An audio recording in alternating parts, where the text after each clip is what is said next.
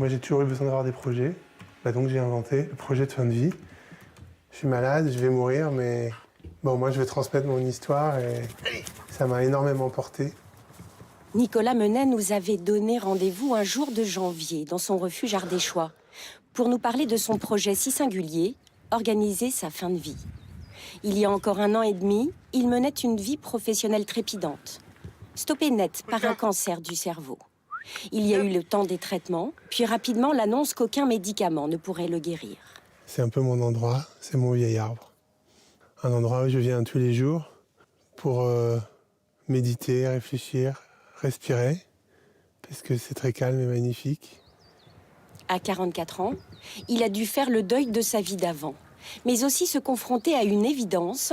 Personne ne veut entendre parler de la mort. Peu de Français connaissent la loi sur la fin de vie. Et j'ai découvert cette loi en me disant, mais c'est extraordinaire qu'on ait un tel arsenal législatif en France, mais elle n'est pas connue, parfois même mal connue de certains professionnels de santé, mal connue de la population. La mort est mal connue. La mort, elle disparaît de nos sociétés. Nicolas découvre aussi que malgré la loi, le nombre de places en soins palliatifs est nettement insuffisant.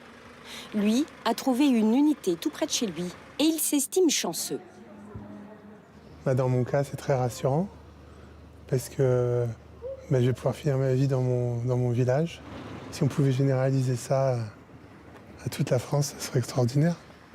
Choisir où et comment mourir.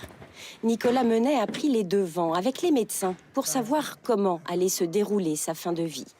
Pour lui, ce type de consultation est tellement crucial qu'elle devrait être rendue obligatoire. Au moment où ça deviendra insupportable, cette fois, je pense que j'aurai besoin d'être hospitalisé avec vous. Ouais. Pour le côté hospitalisation, nous, on a déjà prévenu l'hôpital de Saint-Félicien. Pour notamment faire une pré-entrée. Et, si vous voyez que sur une nuit, un week-end, c'est la catastrophe, et moi, je viendrai vous accueillir à l'hôpital. Merci beaucoup. Nicolas bénéficiera alors d'une sédation profonde pour l'accompagner sans souffrance jusqu'à la mort. Ce n'est pas une euthanasie interdite par la loi. Cette décision l'apaise. D'autres patients n'auront pas cette chance, ceux dont le pronostic vital n'est pas engagé à court terme.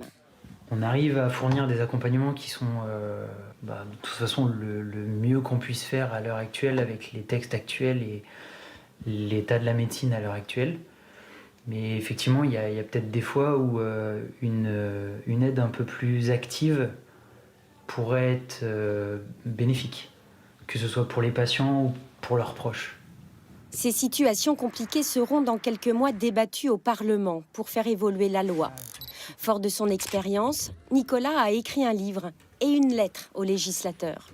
Il a même rédigé des amendements sur la formation des soignants, des patients, la création d'une consultation obligatoire pour que chaque citoyen puisse s'approprier sa fin de vie. J'espère vraiment qu'ils vont le lire et l'entendre. C'est pas très long, ça fait 20 pages. Je pense que ils vont y arriver.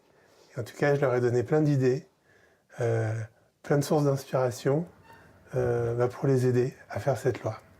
Ce livre, Nicolas n'aura pas l'occasion de le tenir entre ses mains. 3 semaines après notre rencontre, il est mort comme il l'avait souhaité, en homme libre.